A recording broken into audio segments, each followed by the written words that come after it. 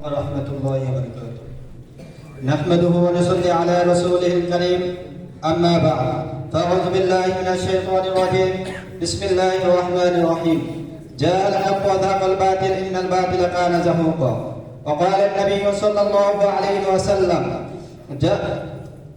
উদ্যোক্তার কাসুর জামিয়া ইসলামী মাদ্রাসা বার্ষিক অনুষ্ঠানের সম্মানিত সভাপতি ও সুযোগ্য পরিচালক ও বিচারে আসনে উপবিষ্ট আমার বৃন্দ সমতুল্য হযরত আসাদায়ে ইকরাম এবং আমার সামনে উপস্থিত বাংলার দূর দূরান্ত থেকে আগত ইলম পিপাসায় পিপাসিত ছাত্র ভাইরা, সকলের প্রতি রইল আমার আন্তরিক শুভেচ্ছা ও অভিনন্দন। প্রিয় উপস্থিতি, আজ আমাকে যে বিষয় দেওয়া হয়েছে তা হল উপমহাদেশের স্বাধীনতা ও 2024 অভ্যুত্থানের অবদান। প্রিয় উপস্থিতি, এই বিষয়ে কিঞ্চিত আলোকপাত করব ইনশাআল্লাহ তাআলা। প্রিয় উপস্থিতি, সর্বকালের সর্বযুগে নবী করিম সাল্লাল্লাহু আলাইহি ওয়াসাল্লামের উত্তরসূরি হিসেবে উলামায়ে কেরাম তার ভূমিকা পালন করে যাচ্ছে।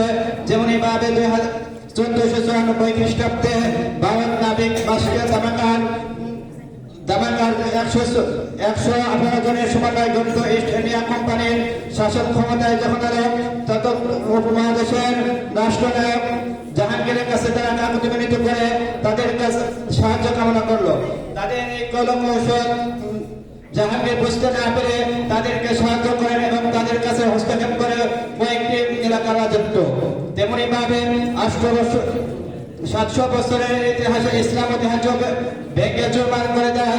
তেমনি ভাবে মুসলমানদের উপর নেমে আসে জুলুম নির্যাতন।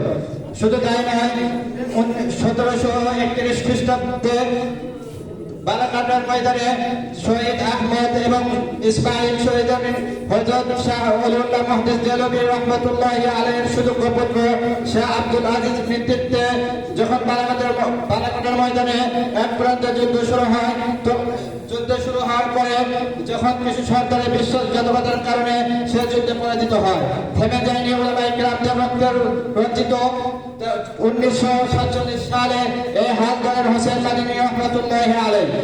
শুধু তাই নয়, 2024 সাল থেকে তাকালে এই 2024-এর গণঅভ্যুত্থানে শুধু সেখান থেকে 24-এ শুরু হয়নি, এর সূচনা 2013 থেকে 5 মে থেকে হয়।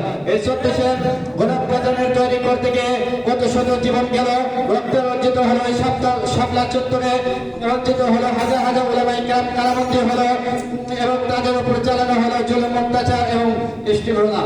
তেমনি ভাবে এই 2024-এর গণঅভ্যুত্থানে শুধু ছাত্র জনতা নয়, উলামায়ে কেরামের অবদান রয়েছে। যেমনি ভাবে আমার ইসলাম কর্তৃক 24 কৃতিত্ব এক অনুষ্ঠানে সম্বোধনে বলে শোনা যায় যে সেখানে 77 জন তলবা শহীদ বরণ করেন। তেমনি ভাবে এই 24 শুধু নিজস্ব সম্পত্তি বলে দাবি করা যাবে না। এই 2024-এর গণঅভ্যুত্থান সকলে আমাদের সবার।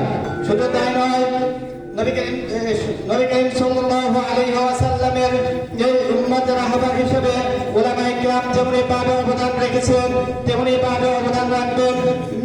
এবং শুধু 2024 নয়, শুধু ভারতের উপমহাদেশের উলামায়ে কেরামের অবদান নয়, সর্বকালে থাকবেন এবং আছেন এবং কাল কিয়ামত পর্যন্ত এই অবদানের ভূমিকা পালন করবেন ইনশাআল্লাহ তাআলা।